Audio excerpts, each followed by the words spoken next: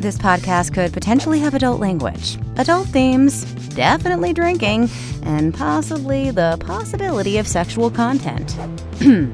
Listener discretion is advised.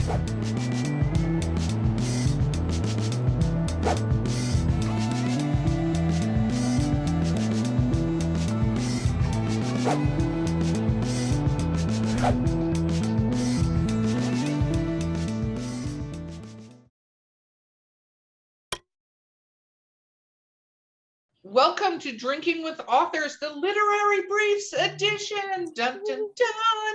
I am your host. Wow, I've had so much gin. I am your host, Erica Lance. My co-host is the amazing J.M. Paquette, and our guest today is Jay Thomas. Woo!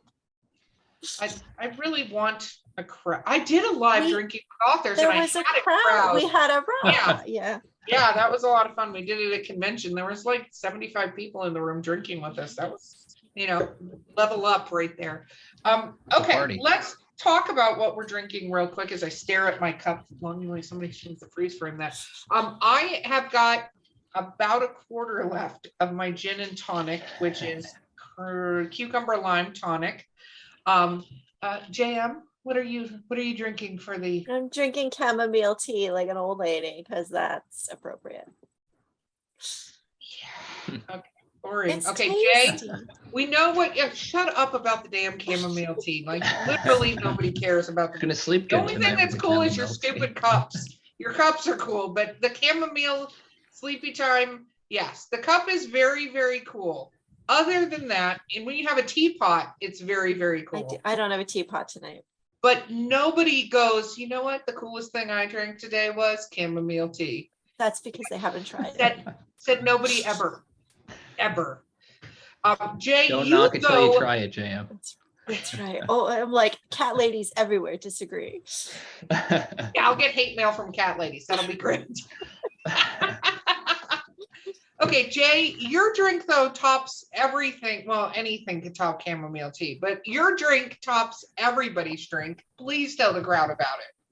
Yep, so I am drinking my in-laws' homemade bottled wine that they import the grapes from Italy and hand make it every year. Come the fall, they stomp the grapes. It's a big family gathering, and it is a red wine blend.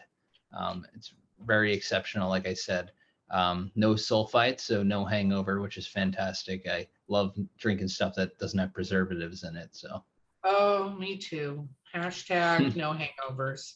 As somebody who has an excuse to drink all the time because of a podcast, hangovers are bad. Okay, so I don't have an excuse. I don't actually have an excuse either. I just sort of make up one. I'm like, it's my job. There you go. Not really. So let's do rapid fire questions. So the first question we ask every author this: what is your favorite book of all time? Favorite book of all time? Ooh, it has to be. It's going to be Dune by Frank Herbert, the first one. Okay, why? The world building and beginning of the entire story, I think, resonates the most with me. It was my first fantasy novel that I really sunk my teeth into and really fell in love with writing and storytelling from. Very cool. Now your least favorite book of all time. Ooh, that's a very, very tough one. There are so many I hated. Oh my goodness, yeah. Oh boy. You know what? And I will probably get it from some of the viewers. And this is almost a cop out, but it's going to be the third Harry Potter. I didn't like it. I don't know what to tell you. Prisoner of Azkaban. Really? Yeah. Why? Oh my gosh. Well, I've already got cat ladies all pissed off at me. So let's just get the whole crowd going. Why didn't you like Prisoner of Azkaban? That is like the introduction of probably my favorite character in that book series. So Sirius, yeah. And I love Sirius, and Order of the Phoenix I absolutely loved, and it was funny that book Order of the Phoenix is probably my favorite book, and it's my least favorite movie. Which I can understand that, because the problem is the books went from being this big to being this big, and I think Order of the Phoenix was the first one that like grew to 2.5 times the size of the other ones, if I recall correctly. Yeah, exactly. Like book 3 got a little bit bigger, but book 4 was like, rah! And you're like, yeah. So we can't put all of this in a movie. We're gonna have to just cut half of it. We're actually gonna cut any of the political stuff. We're not even ever gonna talk about the house elves ever. Nope. Yeah. But I know I get it. Do you finish books? Yeah. Like even if you don't like it? The only time I won't finish a book is if I get through the first couple chapters and I really can't bear it. If I get more than like 40% in, I have to finish it. I have OCD. I can't. I have to finish things. I can't just not. I can't. So I'm going to give a little word of advice, and trust me, I understand the OCD thing. Jen will attest to that with me. But that is such a waste of your time. And you want to get time back. Well, the thing is this, you've already paid for the book, so you've given the author the royalties to it, right? Yep. So you've already done check. That part's done, right? Unless you are an avid reviewer, which is going to be my next question, regardless if you will review a book, regardless if it's good or bad. Yeah. Then if that's not the case, you are literally just giving away precious time. Because it's not like they're going to get any more fulfilled from you reading it than the money you already gave them. Yeah. So do you review everything, or do you only review like a certain number of stars and above? Yeah, I will only review if I am 4 or 5 stars. I'll only review. I won't review anything lower. So now to your point, I get your books. I think you should approach reading books that if you are like, I'm not going to give this a 4 or 5 star, chuck. Because then you literally are doing it for nothing other than to waste your time. That's a good point. That's a good point. She told me that for years, and it wasn't until I got Kindle Unlimited that I finally took her advice.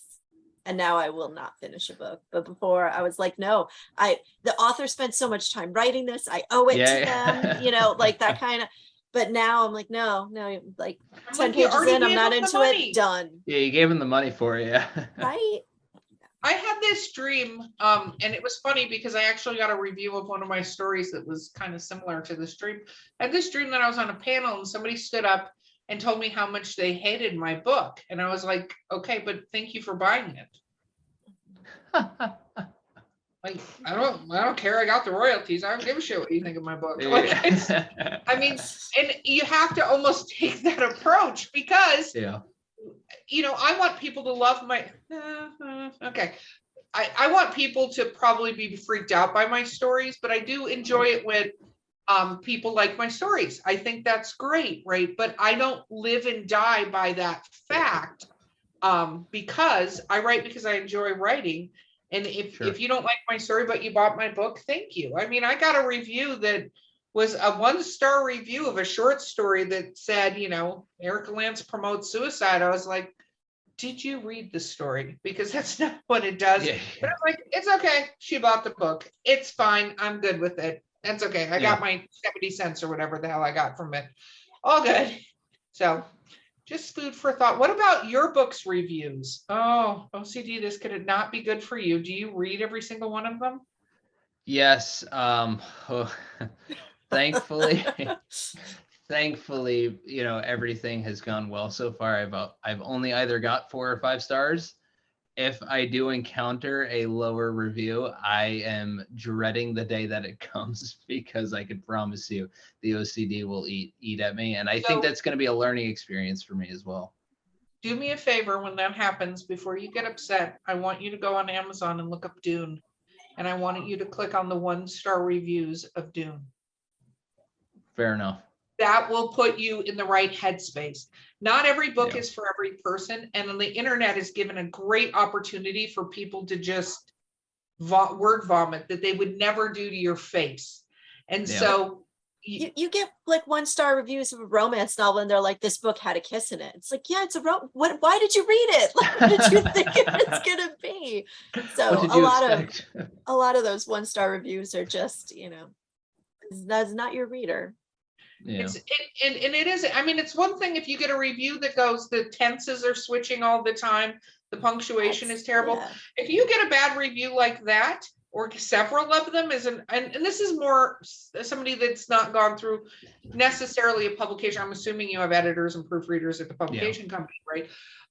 So a lot of times you see this more with self-published work, for instance, where like things like, then you pay attention to those reviews. You might need to have your book edited again if that's what the reviews are saying. But if they're like, there's kissing in this romance book, 1 star. How could you? Thanks for buying my book. Yeah. That's what you got to think when they can do it. You got to go. Yeah. My book, because you're just going to encounter that, and if you don't, sure. That's why some authors just don't read their reviews. But I think if you're going to, you need to remember the review is not written for you. The review was written for other readers, right? And you have to take everything with a grain of salt, because again, you're not going to please every person in the room. It's just not going to happen. Definitely. Okay, but do that. I'm serious. If you get a review that upsets you, go literally look up your favorite book and look up the 1-star reviews on your favorite book, and you will be like, nah, I got it. It's fine. Because I'm quite sure Stephen King could give a flying crap sticks about 1-star reviews. Like, I don't think he cares. No, he doesn't, and it's not because as a writer he can't grow and blah blah blah. It's because you have to learn that is just what's happening. The only time he gave a crap was when The Cell came out. I think it was The Cell, right, Jen? Where it had all those errors in it, where the editor was not great. Then he gave a crap about it. And I recommend this for all authors. Put a little thing on your site that says, hey, if you find errors in my book, email me. Because then they can send you the stuff. And if it's worth changing, it's worth changing. Otherwise, you can rewrite your book every year, because you're a better writer. Every time you write more stuff, you can rewrite your book 1,000 times. So don't do that. Okay, what is your favorite book to movie? Like where you think they did a really good job with the movie? This is fun based on the previous episode. Where you think they did a really good job with the movie from the book? Let me think here. This is going to take a second. Where you didn't go, I'm going to kill everyone in the room. Yep. Let me see here, because I have mixed feelings about the first, obviously I just told you my favorite book was Dune. I have mixed feelings about the most recent movie adaptation of I can say with all honesty, I still haven't seen it because my boyfriend, the reason I haven't seen it, which is I think a good reason, Jen, you're going to like this. So when it was coming out, my boyfriend, we do a lot of road trips. So we bought Dune, the audiobook, and he listened to the audiobook, and I had already read it 80 million years ago. But I listened to it again, and I was on a work trip. So he watched Dune. He was like, hey, I'm going to watch it. I'm like, it's fine. And then I got home and I'm like, okay, I was going to watch it. And he's like, you're going to want to wait, because where it ends is just going to piss you off. So wait for the next one. And I was like, okay, he knows me really, really well. If I was going to just break shit, it's better that I wait and watch it when the next one comes out. That's fair. Because it does, I mean, it's huge, sprawling. So it does half. And then, so it ends in the middle. So I will give you the answer. That would be good. We haven't spoke about it, and I just came to mind because I actually really like what they did, was Ready Player One, which they made into a movie.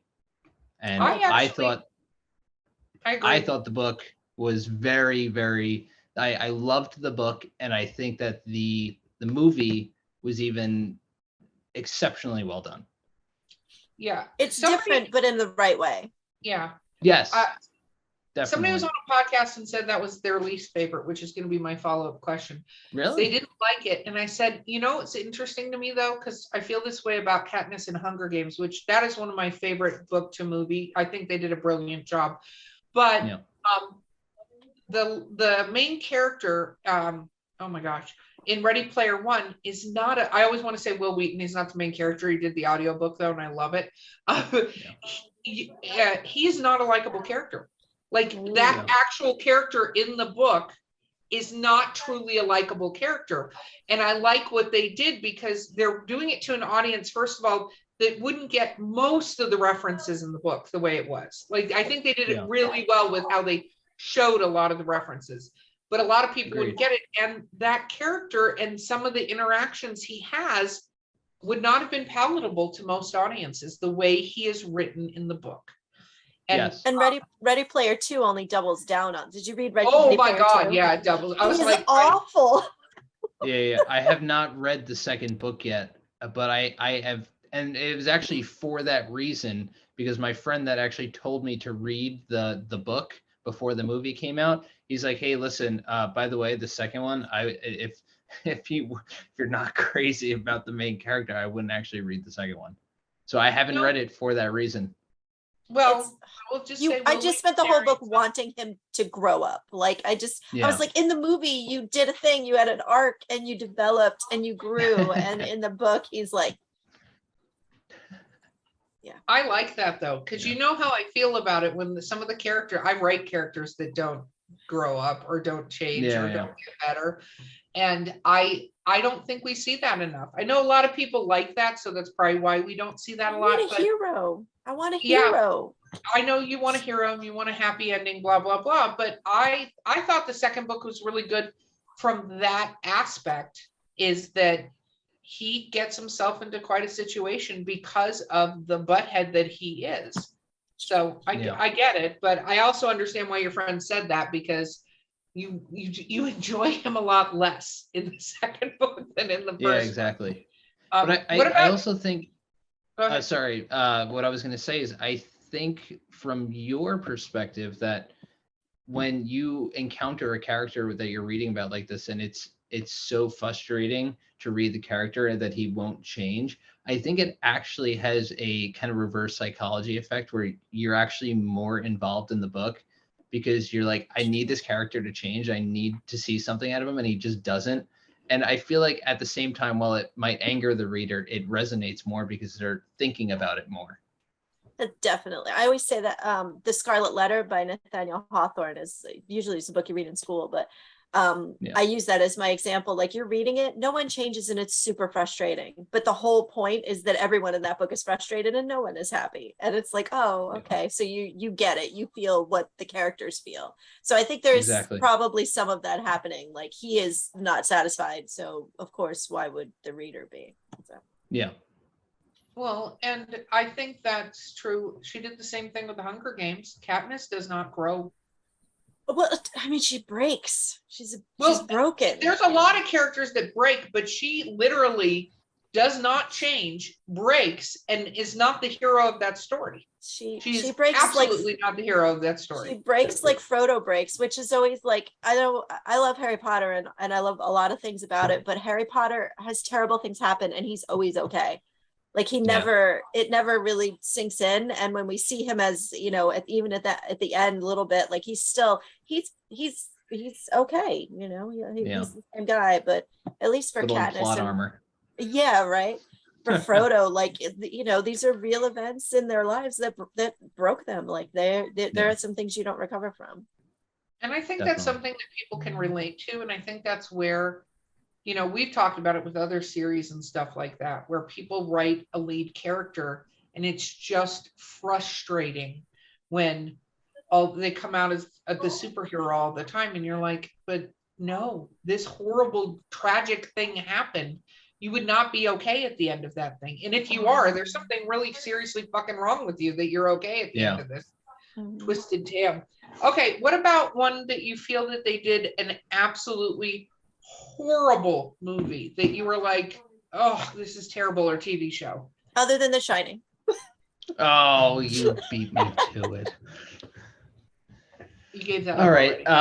Yeah, I mean, I'm gonna go with Game of Thrones, and we could say, yeah, sure, season 7 and 8, the book wasn't finished when they did it, but the way that they ended Game of Thrones is probably the most heartbreaking experience I've gotten from any sort of literature or entertainment in my life.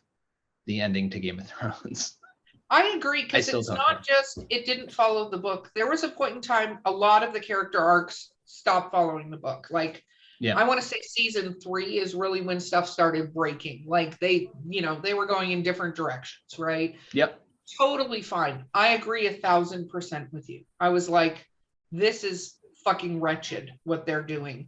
And the worst part is the fans were going, hey, what are you doing? It was very much like, we don't care.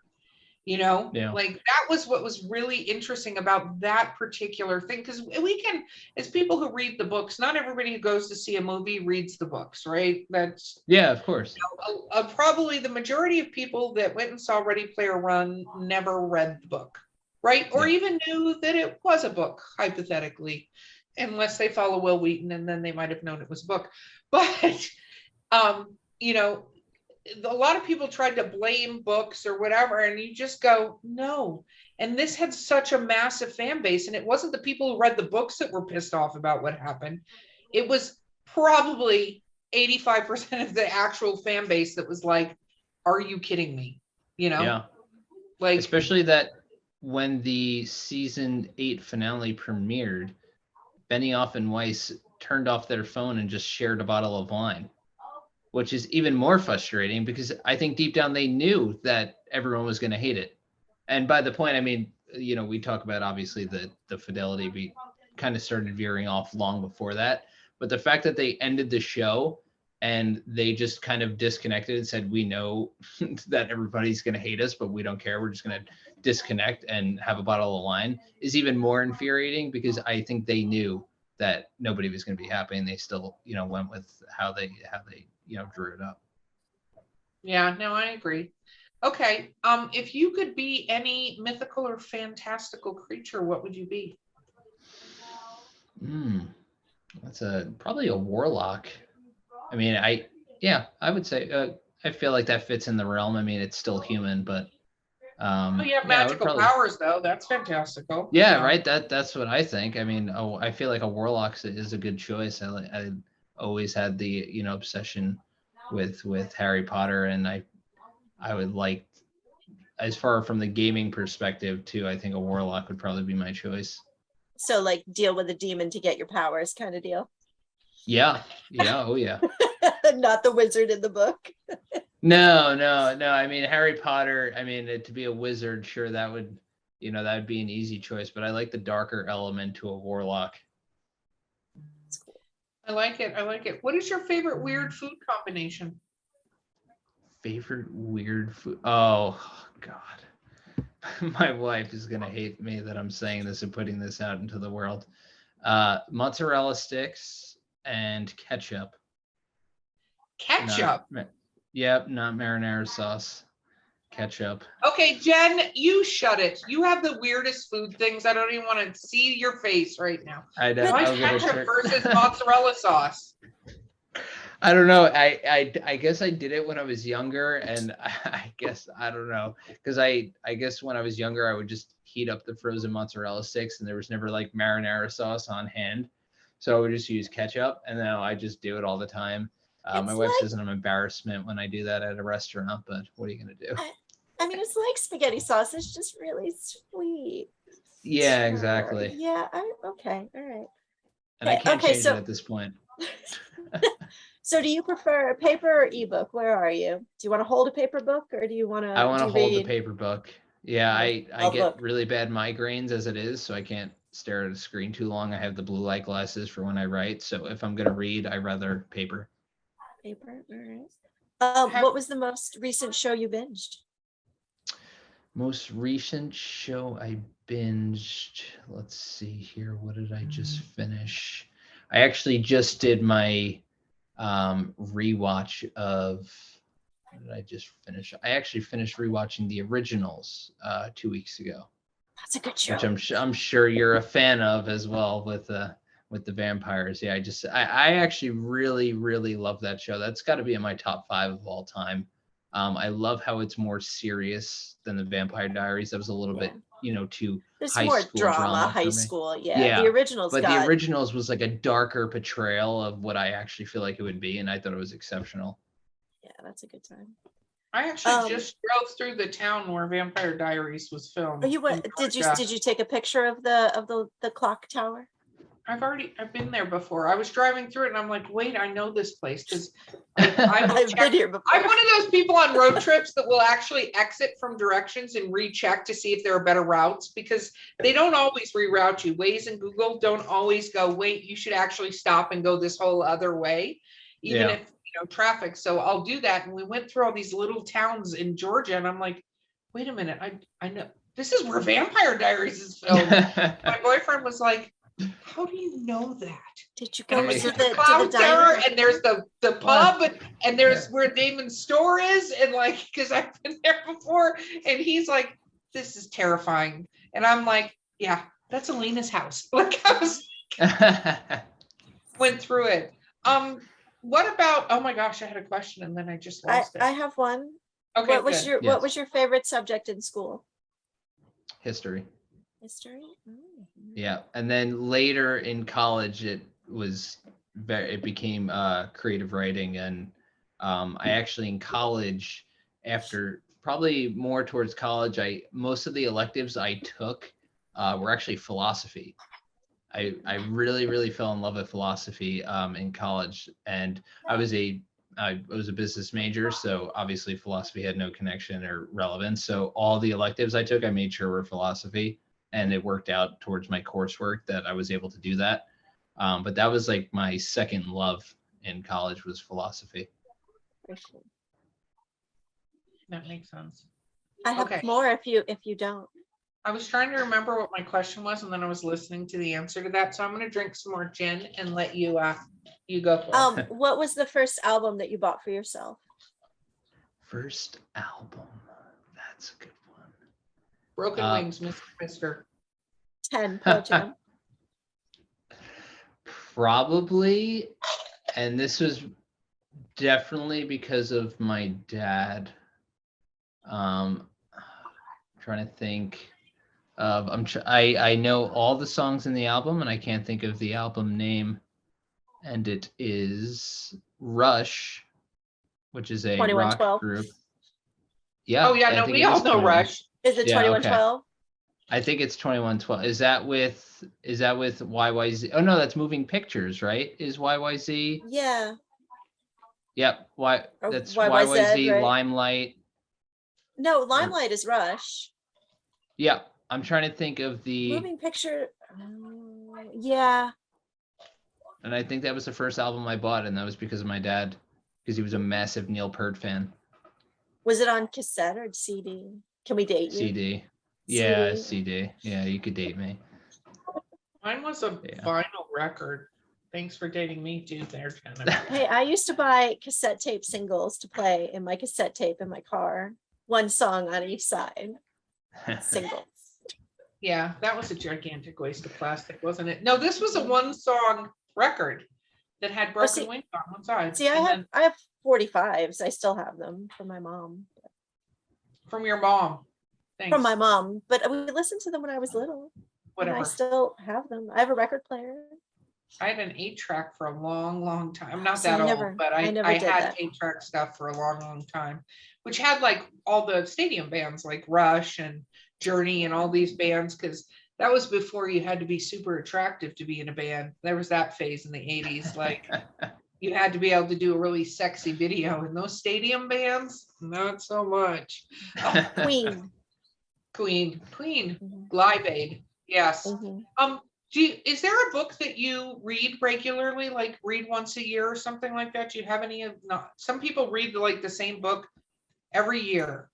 No, I really haven't, and that's really strictly from a time perspective. I mean, the book I've read the most, because I tried to do this thing every year when I rewatch all the Harry Potters, I reread all the books.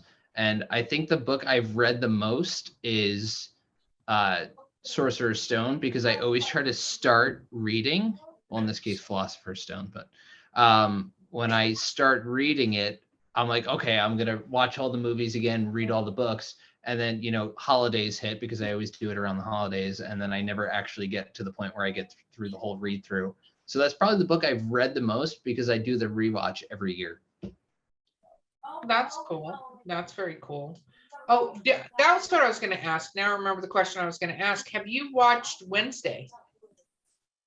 No, but I've heard great things. My mom told me to watch that. It's very, very good. It's very They did a satisfying. very good job. But it's based on the original, like kind of comics of the Addams Family, not Okay. Fun the fact, my at my mom's house, my dad bought a Addams Family pinball machine, and we still have it downstairs in the basement. That's awesome. And it's a great like vintage game to have. I literally told my mom, I said, when my wife and I are looking to buy a house right now, I said, when I buy a house, I'm going to set up a game room in my house and I'm taking the pinball machine. She's like, that's fine. I don't want it.